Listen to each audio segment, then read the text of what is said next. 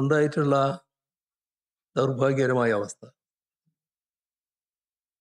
വ്യത്യസ്ത മതവിഭാഗങ്ങൾ, അവരുടെ വിശ്വാസങ്ങൾ, അവയെല്ലാം സംബന്ധിച്ചുള്ള സ്ഥാപനങ്ങൾ അതത് മതവിഭാഗങ്ങളിൽപ്പെട്ടവർ തന്നെയാണ് പൊതുവെ കൈകാര്യം ചെയ്തു പോകുന്നത്.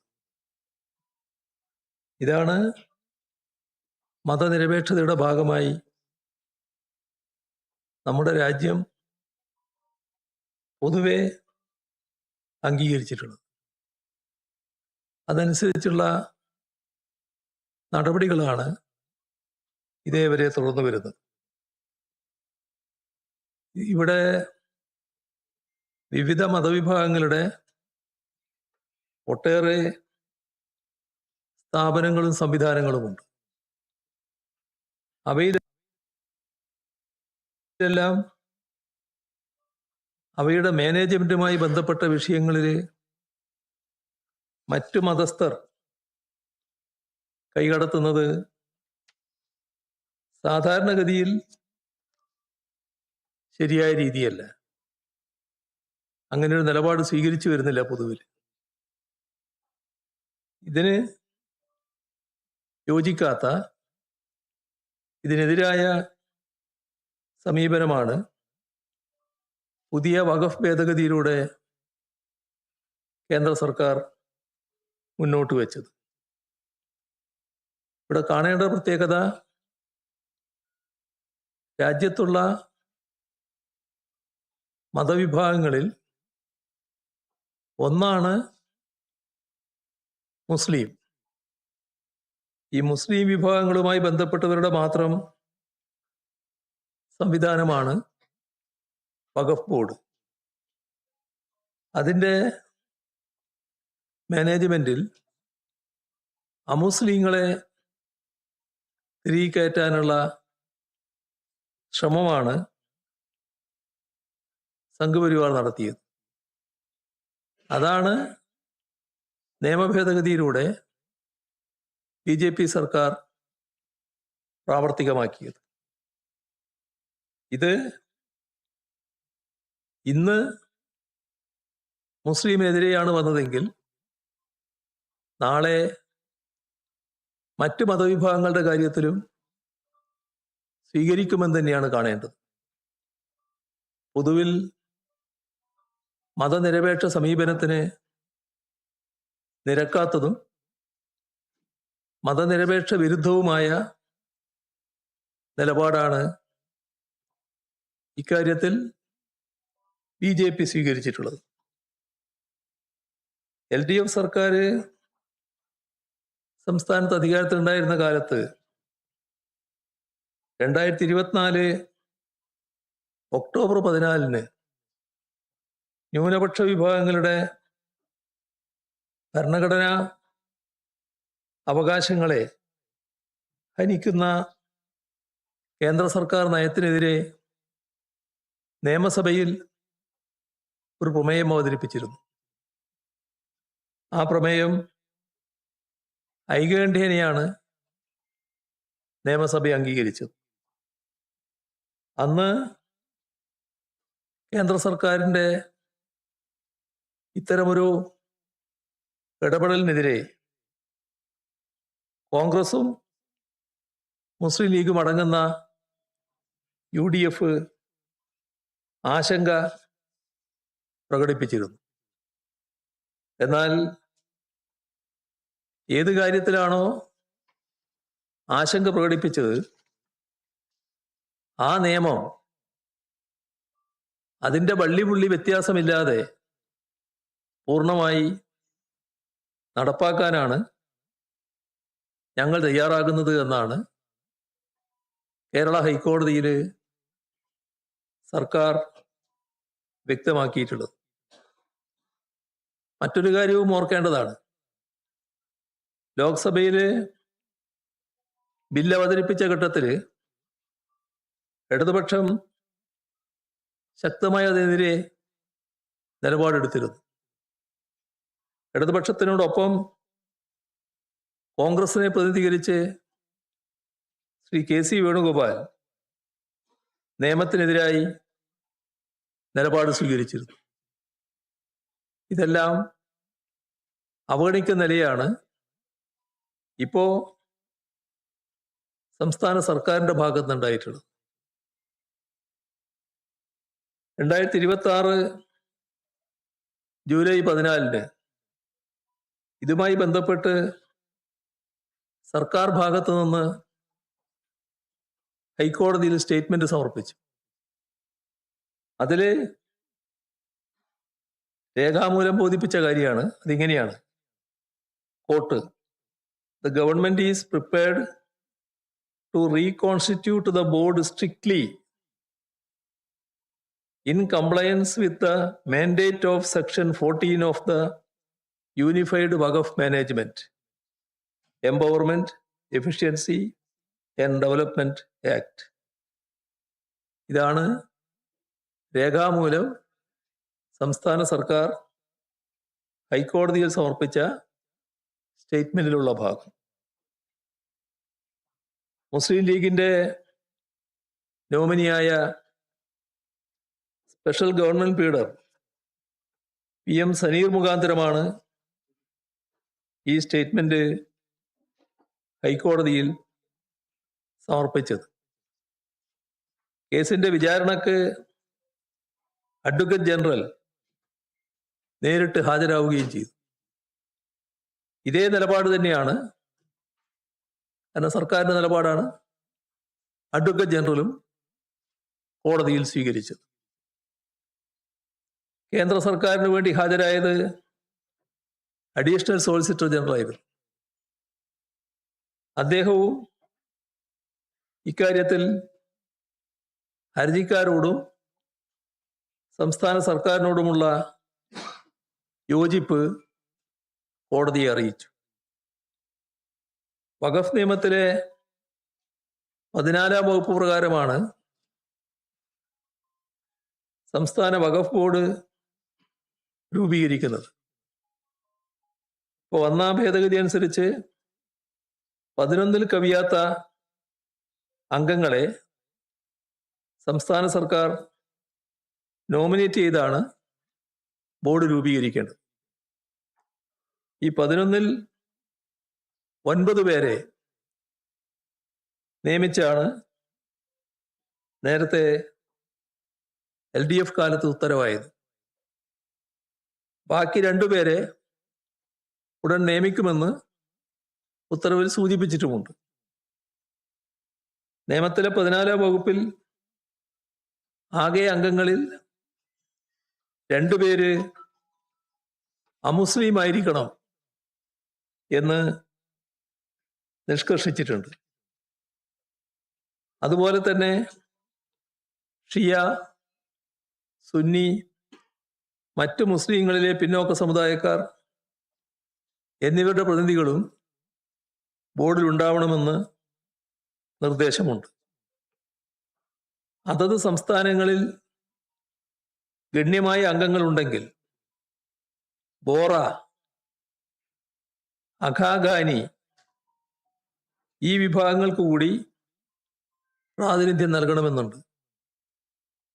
ഇക്കാര്യത്തിൽ സാഹചര്യങ്ങൾ പരിശോധിച്ച് സംസ്ഥാന സർക്കാരിന് തീരുമാനം കൈക്കൊള്ളാവുന്നതാണ്. ഇവിടെ വഖഫ് ബോർഡിന്റെ യോഗം ചേരുന്നതിന് ഉള്ള കോറം 5 ഇപ്പോൾ 11-ൽ 5 പേരാണ് കോറം. ആ നിലയിൽ പരിശോധിച്ചാൽ വഖഫ് ബോർഡ് യോഗം ചേരാനോ തുറന്നുള്ള പ്രവർത്തനം നടത്താനോ ഇപ്പോൾ നിയമപരമായി ഒരു തടസ്സവുമില്ല. പക്ഷേ കോടതിയിൽ വഖഫ് ബോർഡിൽ 2 അമുസ്ലിങ്ങളെ കേന്ദ്ര നിയമത്തിനനുസരിച്ച് നിയമിച്ചേ പറ്റൂ എന്ന വാശിയിലാണ് UDF സർക്കാരും അഡ്വക്കേറ്റ് ജനറലും നിലപാടെടുത്തത്. ഇത് BJP ഇതര സംസ്ഥാനങ്ങളിൽ കേരളമാണ് മറ്റ് സംസ്ഥാനങ്ങളിലെ BJP ഗവൺമെന്റിനോടൊപ്പം നിന്നുകൊണ്ട് ഇത്തരമൊരു ഭേദഗതി നടപ്പാക്കുന്ന നില സ്വീകരിച്ചിട്ടുള്ളത്. ഇത് തികച്ചും വഞ്ചനാപരമായ നിലപാടാണ്. ന്യൂനപക്ഷങ്ങളെയും ജനങ്ങളെയാകെയും വഞ്ചിക്കുന്ന നിലപാടാണ് UDF സർക്കാർ സ്വീകരിച്ചിട്ടുള്ളത്. ഇവിടെ നേരത്തെ സൂചിപ്പിച്ച വിഭാഗങ്ങളിൽ 2 അമുസ്ലിം അംഗങ്ങളെ നാമനിർദ്ദേശം ചെയ്തില്ല എന്നും മറ്റുമാണ് ഹൈക്കോടതിയിൽ ഉന്നയിക്കപ്പെട്ട പ്രശ്നം. ഒരു ഹർജിക്കാരൻ BJP സംസ്ഥാന വൈസ് പ്രസിഡന്റാണ്. പുതിയ വഖഫ് നിയമം പ്രാബല്യത്തിൽ വന്നതിനെ തുടർന്ന് നിയമത്തെ ചോദ്യം ചെയ്തുകൊണ്ട് നൂറുകണക്കിന് ഹർജികൾ സുപ്രീം കോടതിയിൽ എത്തിയിട്ടുണ്ട്. അതെല്ലാം ഫയൽ ചെയ്യപ്പെട്ട അവസ്ഥയിലാണുള്ളത്.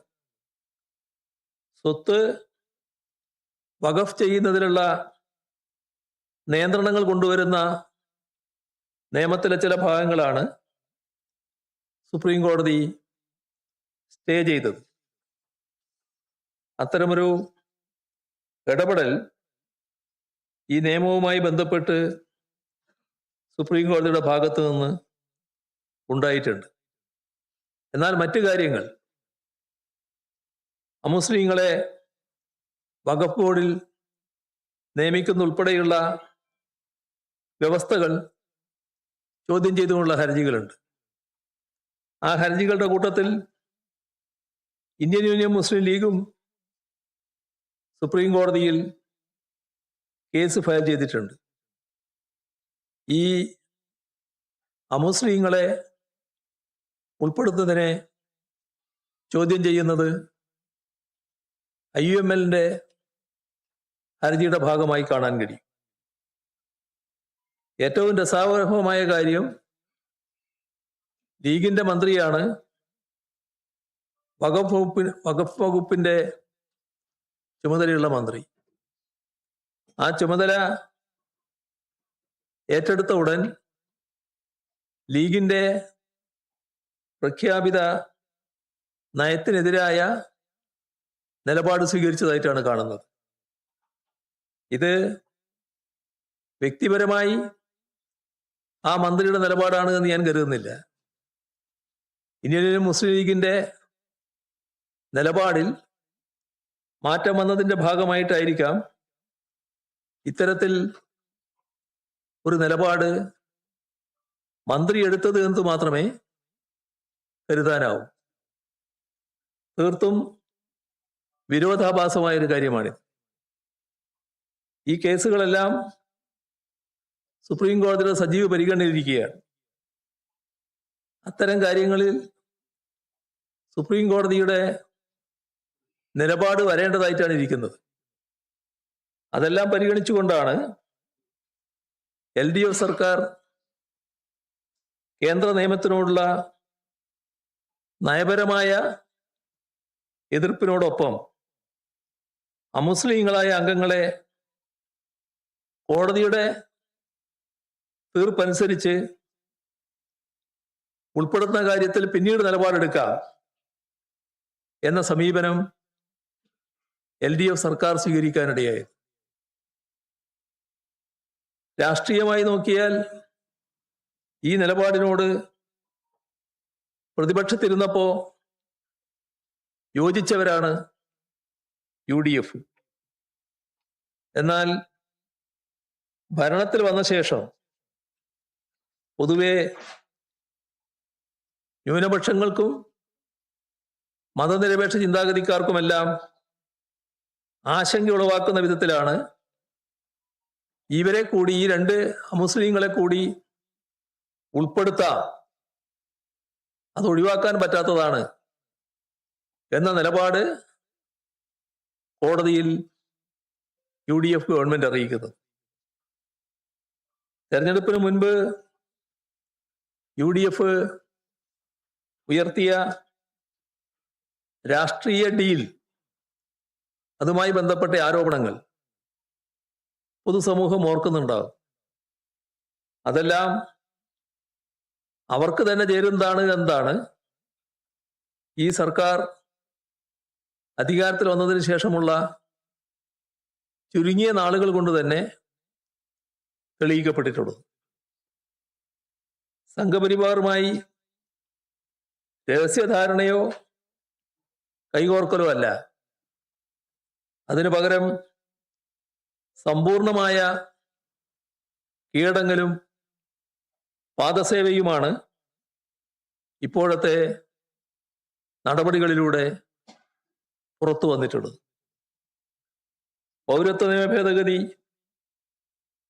SIR പ്രക്രിയ, ഇതെല്ലാം കേന്ദ്ര സർക്കാർ വ്യാപകമായി ദുരുപയോഗം ചെയ്തത് നാം കണ്ടതാണ്.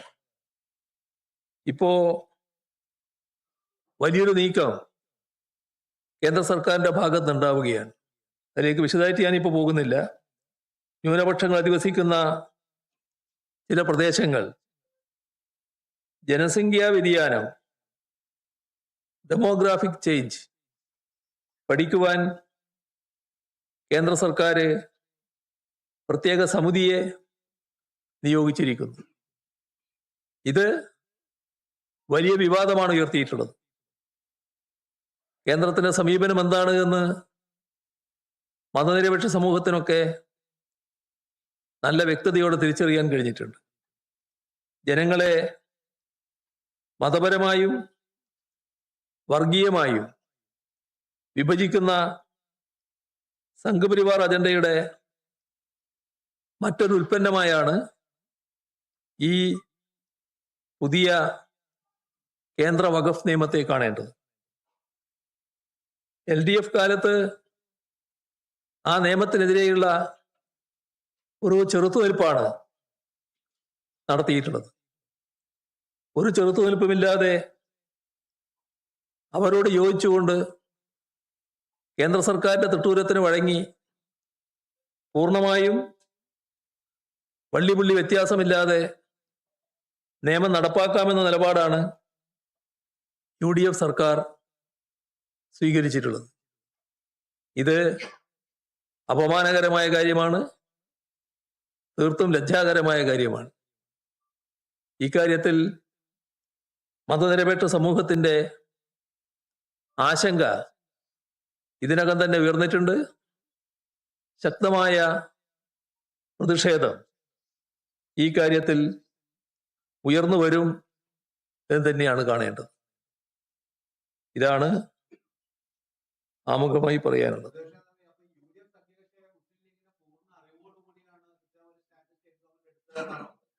പിന്നെ എന്താ സംശയം? അതിൽ നിങ്ങൾക്ക് സംശയമായോ? അതല്ലേ വ്യക്തമായിട്ട് വന്നിട്ടുള്ളത്. അവരുടെ അഡ്വക്കറ്റാണ് കോടതിയുടെ മുന്നിലേക്ക് ഇത് എത്തിക്കുന്നത്. അത് അഡ്വക്കറ്റിന്റെ മാത്രം ഏർപ്പാടല്ല, സർക്കാരിന്റെ നിലപാടാകുമ്പോൾ അഡ്വക്കറ്റ് ചെയ്യണമല്ലോ, ഗവൺമെന്റ് പേരുടെ നിലക്ക്. എന്നാൽ ആ അഡ്വക്കറ്റിന്റെയോ ആ വകുപ്പ് കൈകാര്യം ചെയ്യുന്ന മന്ത്രിയുടെയോ മാത്രം ഉത്തരവാദിത്തമായിട്ട് എല്ലാവരും അത് വരുന്നത്.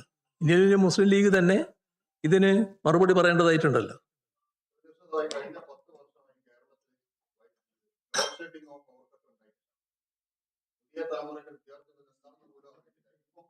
നിരന്തരമായി ലോഡ് ഷെഡിംഗ് ഉണ്ടാവാണ്. ഒരു ദിവസം 2 നേരം 3 നേരമൊക്കെ ലോഡ് ഷെഡിംഗ്.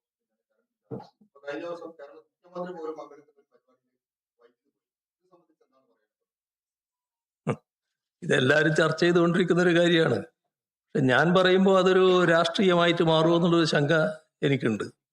എന്നാൽ നാടിനാകെയുള്ള പൊതു പ്രതികരണമാണ് നിങ്ങളിവിടെ ഉന്നയിച്ച കാര്യം. ഈ കഴിഞ്ഞ 10 വർഷക്കാലം ഈ പറയുന്ന രീതിയിലുള്ള പ്രശ്നങ്ങൾ നമുക്ക് നേരിടേണ്ടി വന്നിട്ടില്ല. എന്നാൽ വൈദ്യുതിയുടെ കാര്യത്തിൽ സാങ്കേതികമായ ചില പ്രശ്നങ്ങൾ ചിലപ്പോൾ ഉണ്ടായേക്കാം, ഏത് ഗവൺമെന്റ് അധികാരത്തിലുണ്ടായാലും. അത്തരം ഘട്ടങ്ങളിലെല്ലാം എവിടെയാണോ പ്രശ്നങ്ങൾ ഉണ്ടാകാൻ സാധ്യതയുള്ളത് അവിടെയുള്ള ഉപയോക്താക്കളെ മുൻകൂട്ടി അറിയിക്കുന്ന നിലപാട് സ്വീകരിക്കും. ഇവിടെ സംഭവിക്കുന്നത് തീർത്തും വ്യത്യസ്തമായൊരു നിലയാണ്. ഇപ്പോ കഴിഞ്ഞ ദിവസം രാത്രി 1.25 മണിക്കൂർ വൈദ്യുതി ഇല്ലാതെ കഴിയേണ്ടി വന്നവനാണ് ഞാൻ. എൻ്റെ വീട്ടിൽ 1.25 മണിക്കൂറാണ് വൈദ്യുതി ഇല്ലാതായത്. ഇത് എനിക്ക് മാത്രമല്ല, ഒരുപാട് ആളുകൾക്ക് സംഭവിക്കുകയാണ്. ഇവിടെ കാണേണ്ട ഒരു വസ്തുത, ഓണപ്പരീക്ഷയുടെ തയ്യാറെടുപ്പ് നടന്നുകൊണ്ടിരിക്കുകയാണ്. ആ ഘട്ടത്തിൽ കുട്ടികൾക്ക് വലിയ പ്രയാസം ഉണ്ടാക്കുന്നു. ഈ വൈദ്യുതി കട്ട് പലതരത്തിലുള്ള പ്രശ്നങ്ങൾ ഉണ്ടാക്കുമെന്ന് അറിയാത്തതല്ല സർക്കാരിന്. ഇതുമായി ബന്ധപ്പെട്ട നടപടികൾ മുൻകൂറായി സ്വീകരിച്ചില്ല എന്നതാണ് വന്നിട്ടുള്ള ഏറ്റവും വലിയ ദൗർബല്യം. ഇവിടെ സാധാരണഗതിയിൽ ദിവസം 300 മുതൽ 600 മെഗാവാട്ട് വരെ കുറവുണ്ട് എന്നാണ് ഇപ്പോൾ പറഞ്ഞു കേൾക്കുന്നത്. എങ്ങനെയാണ് ഇത്തരം ഒരു അവസ്ഥയിലേക്ക് നാം എത്തിപ്പെട്ടത്? കൂടിയ വിലക്ക് വൈദ്യുതി വാങ്ങാൻ അനുമതി ലഭിച്ചിട്ടുണ്ട്. പക്ഷേ ജൂലൈയിൽ ഒരു ഹ്രസ്വകാല കരാറിലൂടെ വാങ്ങാൻ തയ്യാറായത് 150 മെഗാവാട്ട് മാത്രമാണ്. അപ്പോൾ നേരത്തെ ആവശ്യമായ തയ്യാറെടുപ്പ് നടത്തിയില്ല എന്നല്ലേ ഇത് കാണിക്കുന്നത്? അതിൻ്റെ ഭാഗമായിട്ടല്ലേ ഇത്തരമൊരു ദുരവസ്ഥ വന്നിട്ടുള്ളത്? കേരളത്തിൽ വൈദ്യുതി എത്ര ആവശ്യമുണ്ട്, കയ്യിൽ എത്രയുണ്ട്, എത്ര ഷോർട്ടേജ് ഉണ്ട്, അതെങ്ങനെ പരിഹരിക്കാനാകും? ഇതെല്ലാം നേരത്തെ തന്നെ പ്ലാൻ ചെയ്തു പോകേണ്ടതല്ലേ? കേരളത്തിലെ വൈദ്യുതി രംഗം നല്ല ശക്തി പ്രാപിച്ചൊരു കാലമാണ് ഈ കഴിഞ്ഞ ദശാബ്ദക്കാലം. കാരണം ട്രാൻസ്മിറ്റ് പദ്ധതി 10,000 കോടി രൂപ ചെലവിട്ടുള്ളതാണ്. എടമൺ കൊച്ചി പവർ ഹൈവേ പൂർത്തിയാകില്ല എന്ന് കണക്കാക്കിയത് പൂർത്തിയാക്കാൻ നമുക്ക് കഴിഞ്ഞിട്ടുണ്ട്. അതേപോലെ തന്നെ ആഭ്യന്തര ഉൽപാദനം 2092 മെഗാവാട്ടാണ് വർദ്ധിപ്പിക്കാൻ ആ ഘട്ടത്തിൽ കഴിഞ്ഞത്. ഇങ്ങനെയെല്ലാമുള്ള നിലയിൽ നല്ല മെച്ചപ്പെട്ട അവസ്ഥയിലേക്ക് വൈദ്യുതി മേഖല എത്തിയതാണ്. പക്ഷേ വസ്തുതയായി കാണണമല്ലോ. നമ്മുടെ കയ്യിലുള്ള വൈദ്യുതി കൊണ്ട് മാത്രം പ്രശ്നങ്ങൾ പരിഹരിക്കാനാവില്ല. അപ്പം അതിനാവശ്യമായ തയ്യാറെടുപ്പ് നേരത്തെ നടത്തണം. ആവശ്യമായത്ര വൈദ്യുതി വാങ്ങണം. അതിൽ പൂർണ്ണമായ കെടുകാര്യസ്ഥയാണ് ഉണ്ടായിട്ടുള്ളത്. ഇത് ജനങ്ങളെ ഇട്ടുകൊണ്ട് ഇങ്ങനൊരു അമ്മാനമാടാൻ പാടില്ല. ഗവൺമെന്റേതായ ഉത്തരവാദിത്വം നിർവഹിച്ചു പോവുകയാണ് വേണ്ടത്. അല്ല, എന്തോ ചോദിക്കാൻ നോക്കി അദ്ദേഹം.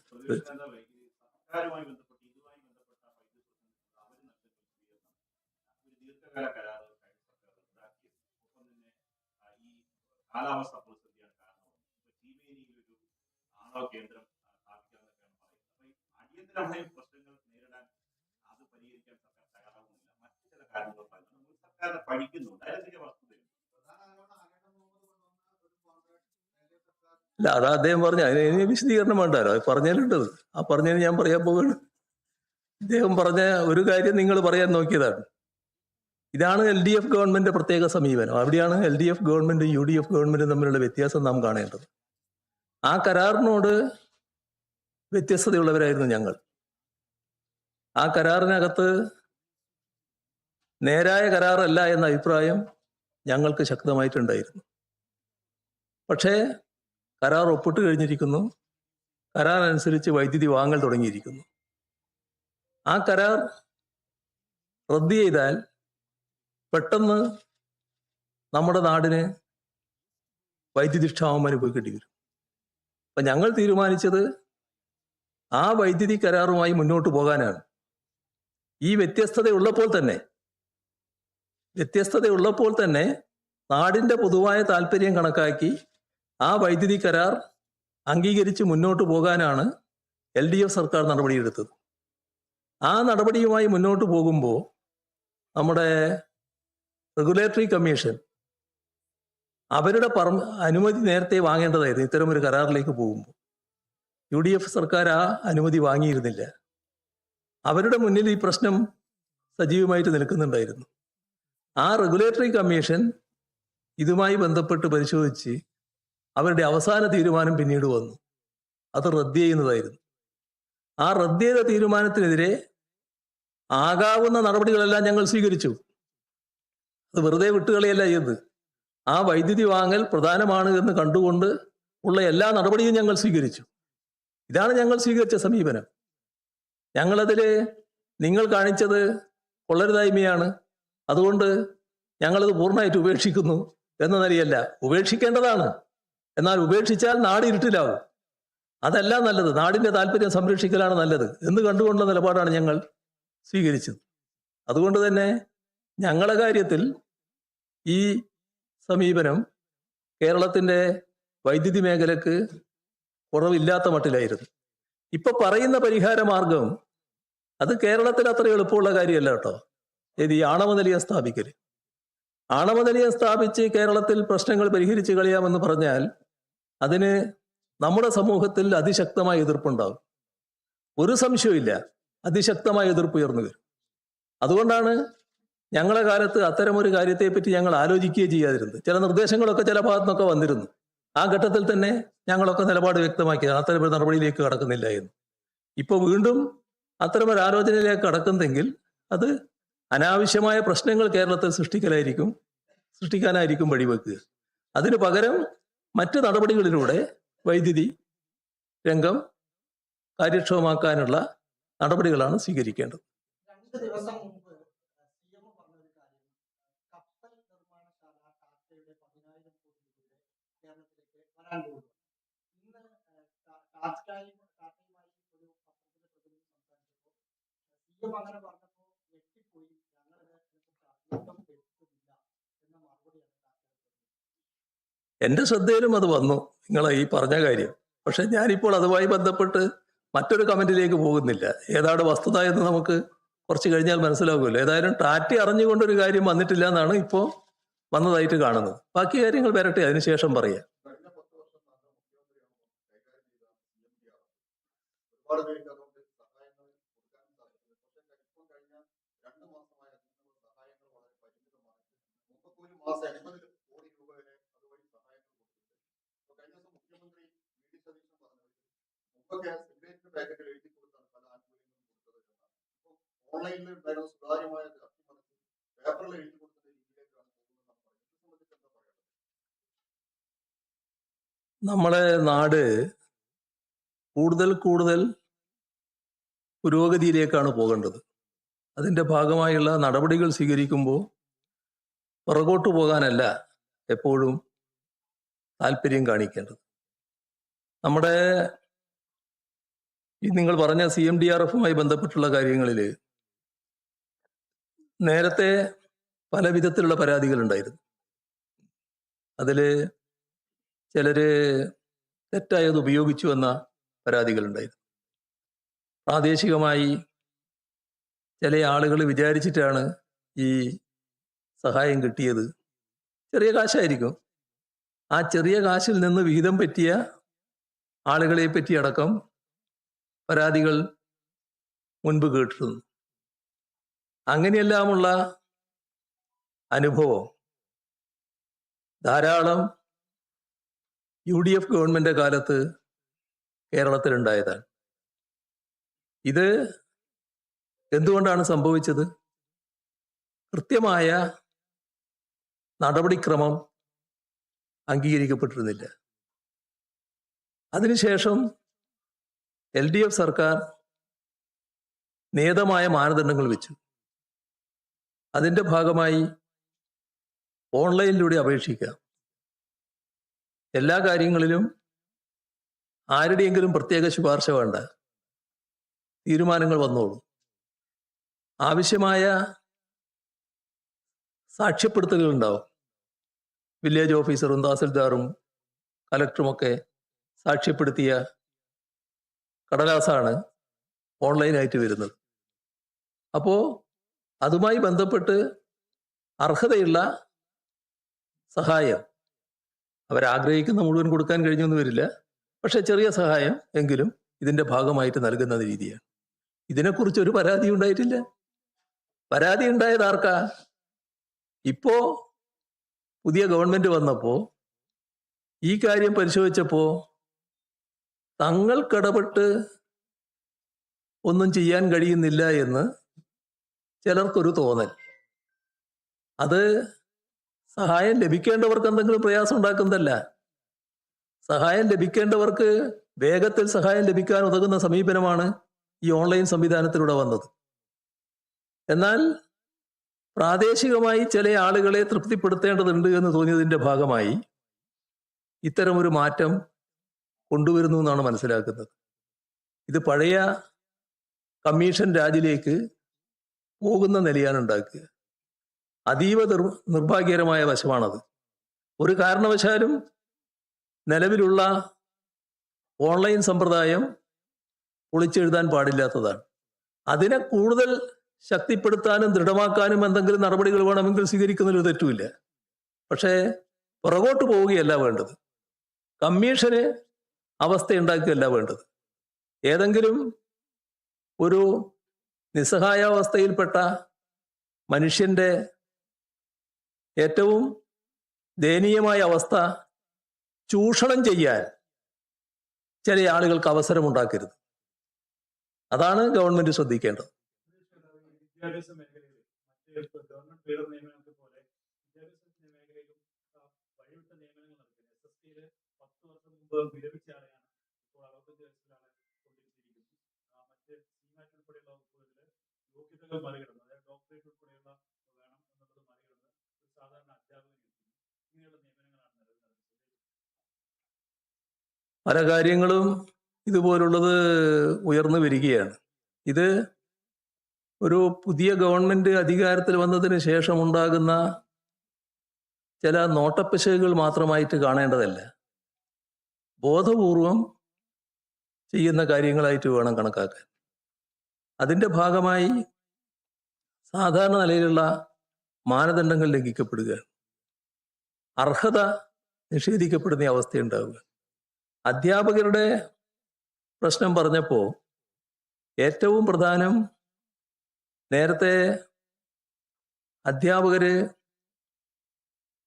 വർഷാരംഭത്തിൽ വിദ്യാഭ്യാസ മേഖലയിൽ കണക്കുകളൊക്കെ എടുത്താൽ ചില പോസ്റ്റുകൾ അധികമുണ്ടെങ്കിൽ അവർക്ക് പൊതുവെ സംരക്ഷണം കൊടുക്കുന്ന നിലപാട് സ്വീകരിച്ചു വരാറുണ്ടായിരുന്നു. ഇപ്പോൾ വരുന്ന പ്രശ്നം എന്താ? നമ്മുടെ വിരമിക്കുന്നവരുണ്ട്. ആ വിരമിക്കുന്നവര് വിരമിക്കുമ്പോൾ ചിലപ്പോൾ പ്രൊമോഷനിലൂടെ അത് നികത്തേണ്ടതുണ്ട്.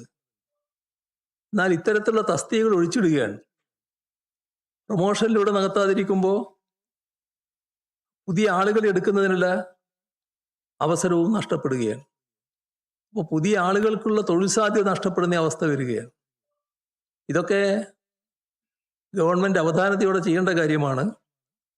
ആളുകളെ സംരക്ഷിക്കേണ്ടതുണ്ട്, തൊഴിലെടുക്കുന്നവരെ സംരക്ഷിക്കേണ്ടതുണ്ട്, അർഹതപ്പെട്ട പ്രൊമോഷൻ നൽകേണ്ടതുണ്ട്.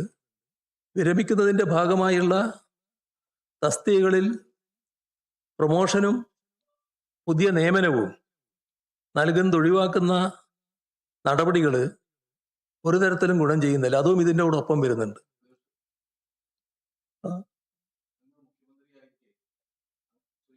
ഓ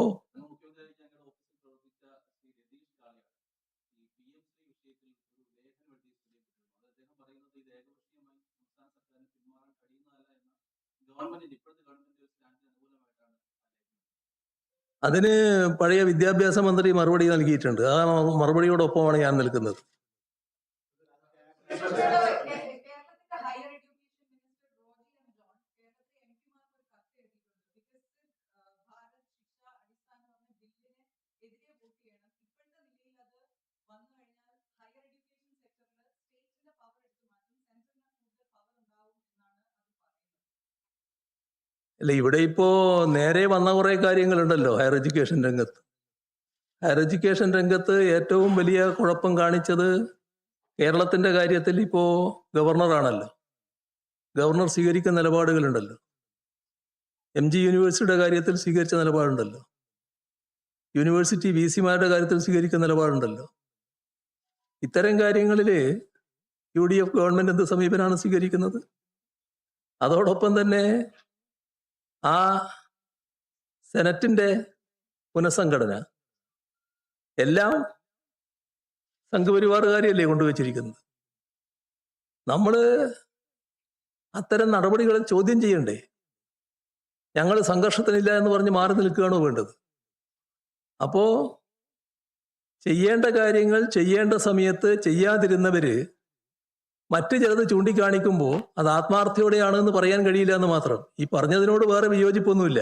അത്തരം ഒരു ബില്ല് വരുമ്പോൾ അതിനെ എതിർക്കുക തന്നെ ചെയ്യും. അതിന് വേറെ സംശയമൊന്നുമില്ല. പക്ഷേ അല്ല, ഞാൻ പറഞ്ഞു തീരട്ടെ, നിങ്ങൾക്ക് ധൃതിപ്പെടല്ല. അപ്പോ അത്തരം കാര്യങ്ങളിൽ ആത്മാർത്ഥതയോടെ പ്രതികരിക്കാൻ നടപടികൾ സ്വീകരിക്കാൻ തയ്യാറാകാത്തവര് പറയുന്നതിനോട് വലിയ തോതിൽ മുഖവിലക്കെടുക്കാൻ ആൾക്ക് പറ്റില്ല.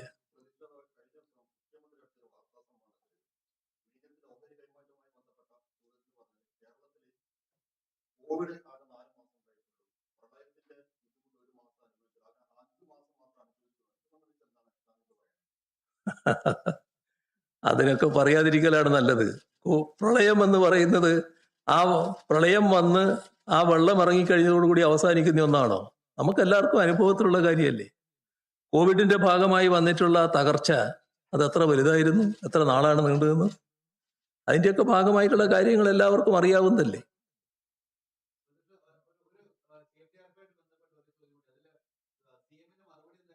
ഓൺലൈൻ മുഖാന്തരം നടപ്പിലാക്കി ഒരുപാട് ഡിലേ, പലർക്കും മാസക്കണക്കിന് ഡിലേ വന്നു. അതുകൊണ്ട് മാത്രമാണ് ഞങ്ങളിപ്പോൾ നേരിട്ട് കൊണ്ടുവന്നത്.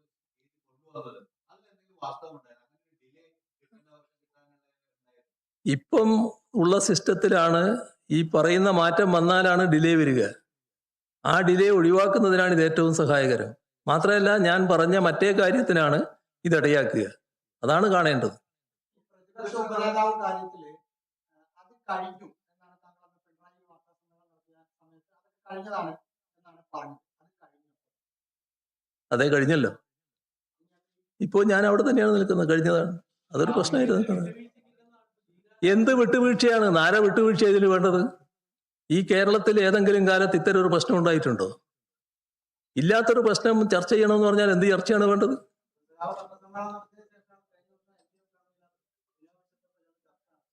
അത് കാണുമല്ലോ, അത് ചർച്ച ചെയ്യുമല്ലോ. ഞാനും ബിനോയ് വിശ്വത്തെ കാണുമല്ലേ, അത് വേറെ കാര്യം. അതിന് വേറെ പ്രശ്നമൊന്നുമില്ല. ഞങ്ങൾ കാണുന്നതിനൊന്നും വേറെ പ്രശ്നമൊന്നും വരില്ല. അതെ,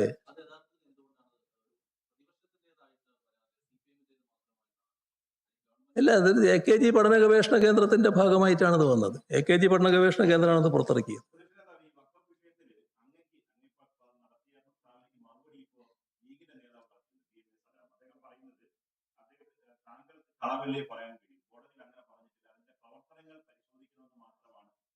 ആരെ കടലാസ്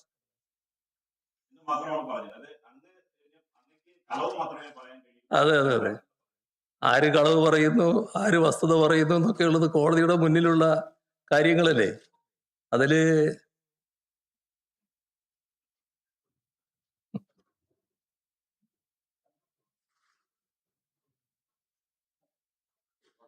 പ്രവർത്തനം പരിശോധിക്കണമെന്ന് മാത്രമാണ് സർക്കാർ അഭിഭാഷകൻ പറഞ്ഞത്. കേസ് പരിഗണിച്ചപ്പോൾ നിയമാനുസൃതമല്ലെന്ന് കോടതി പറഞ്ഞു. 2 അമുസ്ലിങ്ങളെ നിയമിക്കാമെന്ന് പറഞ്ഞിട്ടില്ല. മുസ്ലിം ലീഗ് പാർലമെന്റിൽ ഇന്ന് ശക്തമായി വളരെ നല്ല. PM Saneer, special government pleader to AAG, അദ്ദേഹം ഒപ്പിട്ട കടലാസാണിത്. ഇതില്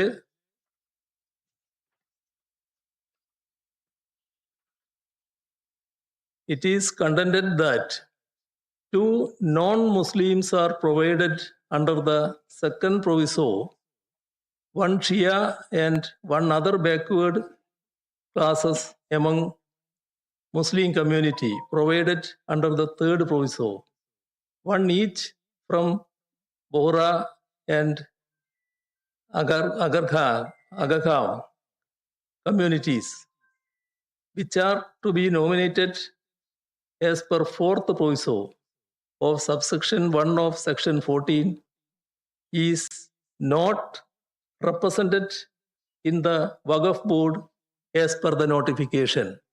ഒരു ഭാഗം.